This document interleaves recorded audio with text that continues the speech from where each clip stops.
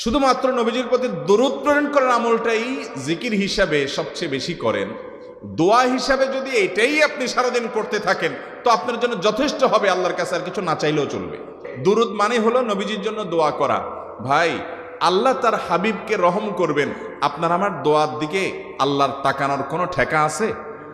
নবীজি কি আমাদের দোয়ার কোনো মুখাপেক্ষী?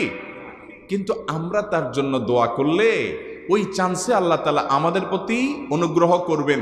একবার না, আপনি নবীজির প্রতি একবার রহমতের দোয়া করবেন, একবার দুরূদ পাঠ করবেন, মান সাল্লা আলাইয়া মাররাতান সাল্লাল্লাহু আলাইহি আশারা।